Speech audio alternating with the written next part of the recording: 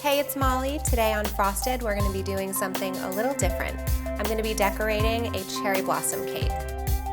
I'm going to show you how to tint. I'm going to show you how to pipe. And you can do this all on your favorite cake with your favorite frosting. Let me show you how. I'm using Swiss meringue buttercream, but you can use this with your favorite white frosting.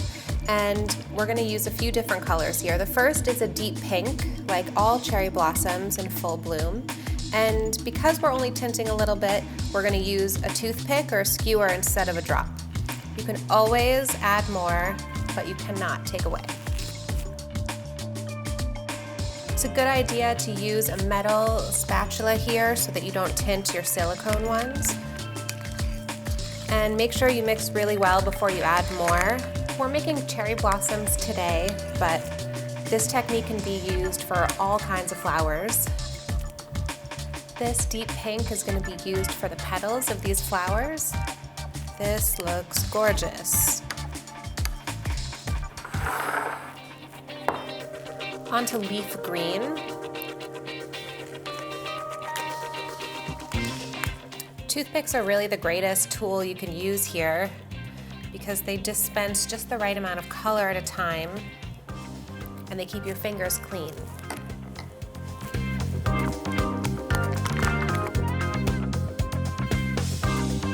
Now onto the brown for our branches. So you want them to mimic the way branches look in real life, which is nice and saturated. Once you're done with your colors and you have the shades that you want, get them into some pastry bags and I'll show you how to pipe. Before we get started on decorating, I just want to let you know a little bit about this cake. We used a classic butter cake from the marthastewart.com website, and we covered it with our classic Swiss meringue buttercream, giving us a really nice blank canvas to work on. I'm using a wooden skewer. You can use a toothpick or a small paintbrush, and I'm just going to trace some branches here just to kind of give us an idea of what our final cake is going to look like. One branch. Be brave and be bold here, but if you happen to make a mistake, feel free to cover it with another layer of buttercream. No one has to know, and it can be our little secret. This is good for now, but we can always go back and add more should we feel it necessary. We're going to start with our brown. I'm using a very small round tip here, about the width of a toothpick. Here we go.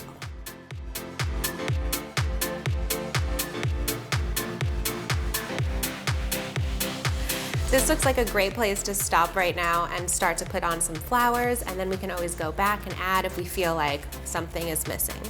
Onto the flowers, we're using a small petal tip here. A petal tip has a wide side and a narrow side, and you want the wide side pointing downwards and the narrow side pointing up at about 45 degrees and a little bit to the left.